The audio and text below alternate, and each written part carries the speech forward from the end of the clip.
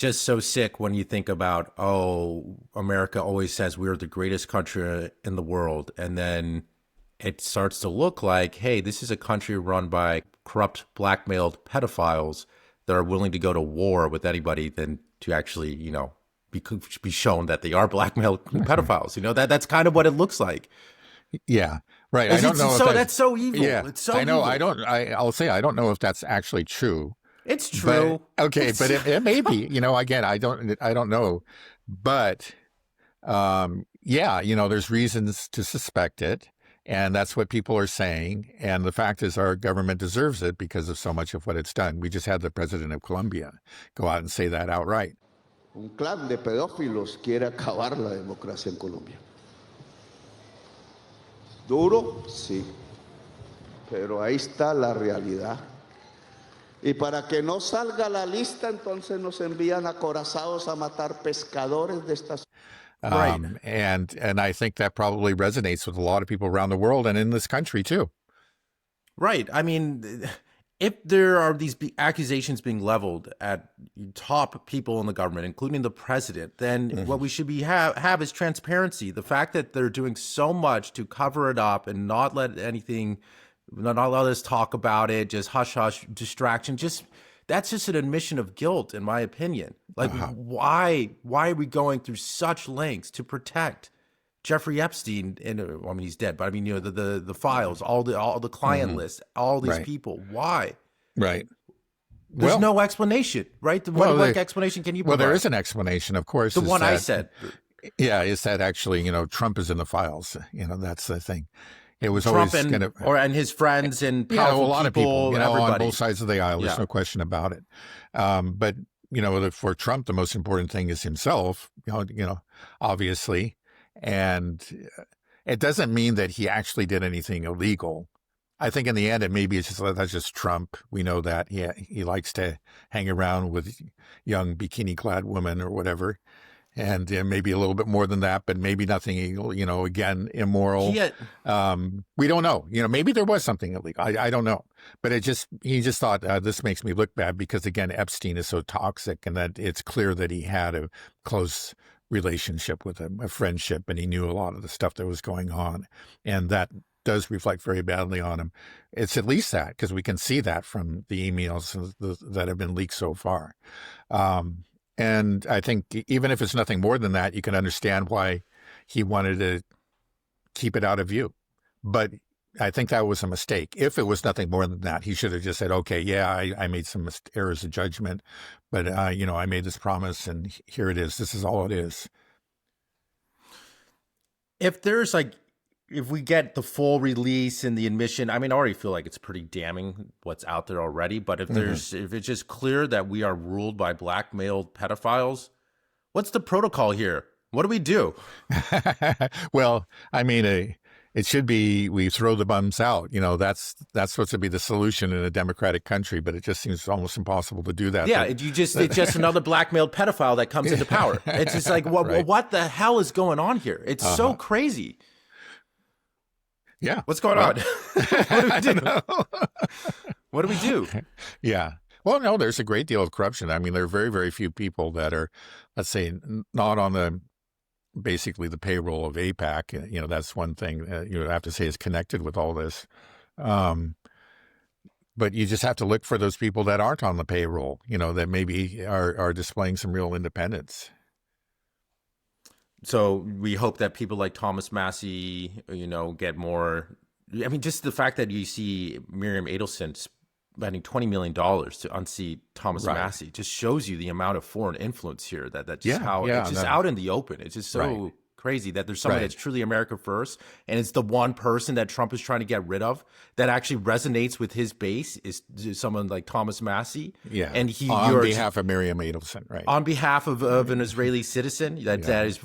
Of course, she's also an American citizen too. I know. Yeah, but she herself, there was that scene in the Knesset, that we should recall, where he actually addresses her and basically says, like, yeah, you and your husband were calling the shots, and you just came in, you treated the White House like your own home, and you told me to actually approve the annexation of the Golan Heights. And I hadn't thought about that, but I did it, and then I remember asking you, like,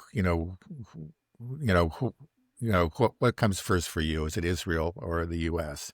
And you didn't answer, but I think we all know. And Right. the unspoken answer was Israel. Right. Well, I mean, her husband, late husband, Sheldon Adelson, right? Wasn't he known for just saying he was a one-issue guy, and that issue is Israel? So, I mean, we know where the Adelson's loyalties lie. It's not hidden. Anybody that just like, how dare you? She's an American citizen as well. Like, we know what she's all about. It's not hidden. Everybody knows she's born in Tel Aviv, or actually, I guess it wasn't even Tel Aviv back then. It was before. I think she was born in like 1943 or something. I forget. But anyways, she's an Israeli citizen. She's clear that she's Israel first, and here she is, so involved in U.S. politics, and clearly the only thing common denominator with all the money that she spends on our politicians is about Israel. It's just that's what it is. So. And it's just the fact that Trump is trying to get, is working with this person and doing everything he can to get rid of anybody that is an enemy of Miriam Adelson. It seems like it's just, it's not a good look. No, it's really, no, it isn't. I think, this actually just reminds me of something. I don't know if many of our viewers watched the Duran interview of Robert Barnes. But I found that very, very interesting. And for one reason is that Robert Barnes, like among the people that would appear on the show, is probably the most pro-Israel prior to this most recent interview.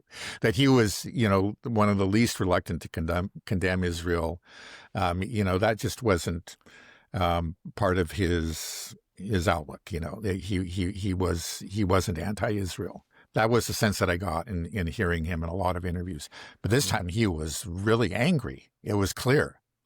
And it was just over these kind of issues. We're talking about Thomas Massie and the $20 million. It's just that he saw that, he was also very, very much on Trump's side. He was really a MAGA guy, much more, very, very intelligent guy, silver tongue, incredible guy. But he really did place a lot of hopes on Trump. And then he saw from almost day one, and he talks about it in there. It's just like, okay, first Netanyahu comes, and it's just one after another. And they're basically telling Trump, who you need to appoint to this position or that position. And, all these America firsters are pushed to the side. And so many in the end, you get so many of Israel's people. And that enraged him. It's just like, forget this. This is not MAGA. This is not what I signed up for. And what's happening to Thomas Massie is just another example of that. You say, well, wait a second, Right. Yeah, no, it's when Trump got the presidency, I think he was +3 amongst the under 40s or under 35, something like this, the youth vote. He was up. And now he is -40. It just shows. It's over, but he seems to be oblivious to it. It seems like he doesn't care. He is kind of adopting almost like a dictator type mentality, just like I'm just going to do what I'm going to do. I don't care about the people at all. It's his last term. These tariffs are unconstitutional as well. We're doing these wars. He's not even trying to pretend to be America first anymore. It's just he's completely controlled. Yeah, well, that's the part. And again, he has himself to blame. It's the kind of people that he's appointed, that he's surrounded himself with, and there's just very few. Initially, like actually during his campaign, he did have, you could say, true America firsters within his inner circle talking to him. And but now, I think it's just that we see the same thing. It was a victory for the swamp, and he's surrounded himself with these other people. And so they're not giving him that option. They're just telling, well, you need to, in the case of Ukraine, you need to escalate and, put pressure on the Russians or whatever. It's just always the neocons are back there whispering into his ear and telling him, convincing him that this is your way out. And it isn't. It's not. They're, again, the world has changed. And the country has changed too. Right. Well, what do you think is going to happen to Trump? Do you think there's a chance that he will get impeached? And would he be impeached over the tariffs? I mean, it doesn't seem like anybody gets impeached over wars. It seems like they can do that. Unfortunately, right. And if he does, is that a good thing? I mean, will anything change? That's the problem. It's just like, I don't think Yeah. it matters. Nothing changes. So it's just, Yeah. Yeah, it's kind of like Ukraine. You say get rid of Zelensky, and who are you going to get? It's going to be somebody who's doing the same thing. Yeah, unfortunately, like just again, in the establishment, that's, they're all on the same page. And that's the problem, is that Trump has actually just been, in the end, he has been, you say, domesticated by the establishment. He came in with, with these wild and crazy ideas, and seemed to actually start to act on them, but he just eventually, they got their claws into him, and then, or a rope wrapped around him, and now he's been completely subdued. Yeah,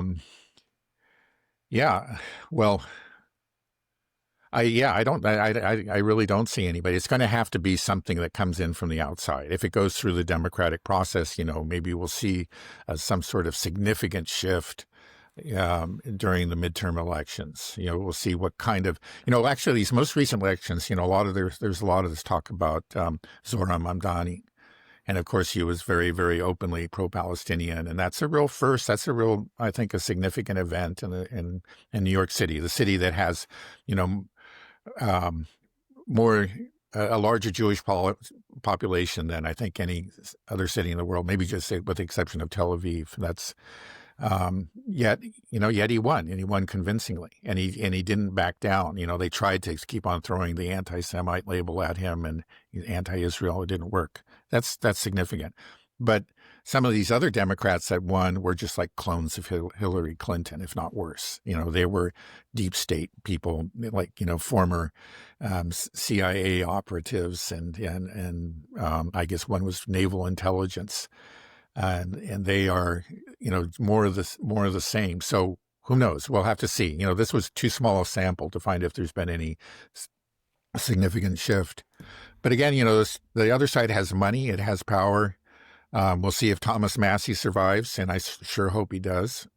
I'm kind of hopeful that he will. I mean, just putting in $20 million into this, this rural district it's got to be so obvious to people. And I just hope that they show some common sense and some loyalty to their guy. But we'll see. A year from now, I think we'll have a clearer picture if there's some hope within the democratic process here.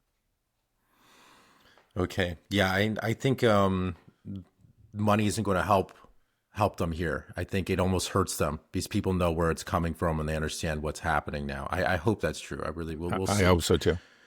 But okay, so with these Epstein files, what's going on here? Do you know? Have you been following? I don't. Yeah, well, it was first, I know that the Democrats leaked a few, that were, maybe you couldn't call them quite smoking guns, but were very strongly suggested an unsavory, let's say, relationship or between Trump and Epstein. And yeah, it clearly hurt him. The Republicans responded by just releasing a huge trove of these files. I think maybe just to kind of like, it's like a squid squirting ink or something, just to kind of create a lot of confusion in the wake of those three, let's say, targeted leaks. And we'll see. We'll see what's in there. Some stuff has come up that's kind of interesting. Again, I wouldn't say anything is a complete smoking gun. A lot of it is highly suggestive, and I say, probably shows some, very, very bad behavior on the part of Trump. But it's not the sort of thing that would get him convicted in a court of law. It's not beyond a reasonable doubt. Let's just put it that way. But in the court of public opinion, you don't have to, the standard isn't that stringent. It does, I think, condemn him in the court of public opinion, and it's going to hurt him. It's going to hurt him badly. Isn't Thomas Massie forcing some type of vote? And what's the significance of this? Do you know anything about that? Yeah, it's Thomas Massie and Khanna. Khanna, yeah. Yeah, I think it's to release all of the documents. That's the idea, and it looks like that's going to happen because I think there was one representative that was, for whatever reason, technical reason, wasn't able to assume her position, but now can and is willing to sign on to that, and then it will probably go forward. Okay, so do we know when that is? I don't know. That's in a I don't month know. or so. Okay, well, whenever we'll see what happens. But then if this is coming out and there's something really damning, do you think that we'll see some crazy, even more crazy stuff coming out from the Trump administration as a distraction? Yeah. You know, Trump is not the kind of person to, you know, he's like, he's not going to, well, no politician, they all go, they go down fighting. Well, some of them decide to make a big apology. That's true. You know, to say like, some sort of confession and then try to just wipe the slate clean and start over. But Trump does not seem to be that kind of person to me. I think I don't recall him ever doing that, right? He always seems to go on the offensive when he's attacked. And he never admits his own errors, and instead he lashes out. And so, yeah. Well, especially in an error, which is pedophilia, like that's not. Yeah, yeah. I don't know if it's pedophilia. Let's be careful about how we talk. All right, okay. But no matter what, it is. Let's protecting say, pedophiles, at least. That's what he's doing. We can say that. You can right? say that. Yeah, I think that's fair. Yeah, I don't want to just straight up say, like right. we say, we don't know. But it's just disgusting to me, and it's so upsetting to everybody that this is happening, that we are protecting pedophiles, right? And that there's it has hurt him because again, that was part of what he was elected on. He was saying, right, we're going to release the files. We're going to release the files, and that's what his attorney general and Dan Bongino, Kash Patel. I mean, they're Kash all Patel, but also Pam Bondi. They all were saying that, and they said that during the campaign and during like at least the first month or two of his present term. And then there was this sudden reversal, and then he said, this was always a Democratic hoax. And again, there are people, they're the true believers, the dead enders, who are going to believe whatever he says, but they're a minority. Even I think most of the MAGA base is really disturbed by that. It has clearly hurt him. Right. Right. And Trump just says, when asked about the Epstein, are you still talking about this guy? Like, come on. What are you talking? What's going on? Yeah. I mean, he has that bravado, he has a way of just kind of bluffing his way out of all kinds of difficult situations. It's not working this time.